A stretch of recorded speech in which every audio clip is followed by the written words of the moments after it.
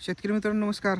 हा आपला घरचा हरभरा 26 नोव्हेंबर रोजी याची आपण पेरणी केली होती. 2 दिवसानंतर लेट पाणी दिलं. जवळपास 34 दिवस झाले म्हणा पेरणी करून.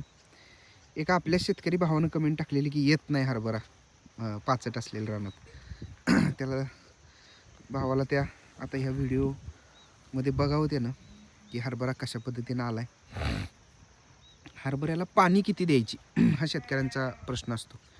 बघा मित्रांनो, हरभऱ्याला जास्तीत जास्त 3 पाणी द्यावी लागतात आणि अति कठीण परिस्थिती आली तर 4. 3 पाणी कधी-कधी एक आपला हरभरा ज्यावेळेला आपण पेरणी करतो त्यावेळेला एक ब्रँचिंगच्या अवस्थेमध्ये आणि एक घाटे भरण्याच्या किंवा फुलकळीतून घाट्याचं रूपांतर होण्याच्या अवस्थेत अशा 3 वेळेला पाणी जरी दिलं हे क्रिटिकल स्टेजमध्ये तरी पण बस होऊन जाते. आता आपल्याला हरभऱ्याला ब्रँचिंग किती सुंदर झालं आहे बघा. म्हणजे शाकीय वाढ हरभऱ्याची अतिशय चांगल्या पद्धतीनं चालू आहे. पुढच्या जर 15 दिवसात तुम्ही बघितलं तर ह्या आत्ता काकऱ्या तरी दिसतात पूर्ण. पुढच्या 15 दिवसात ह्या काकऱ्या देखील पूर्ण दिसायच्या बंद होतील अशी परिस्थिती येईल.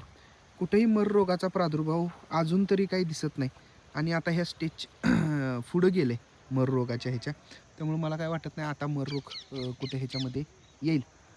पाचट ठेवलेल्या शेतामध्ये पण हरभरा घेता येतोय.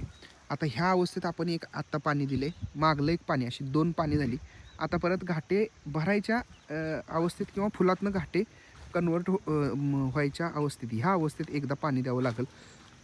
बोंड्यावर आपलं ड्रिप टाकून आपण हे केलं आहे, त्याच्यावर करडई केल्या. बघू त्याचं कसं येते.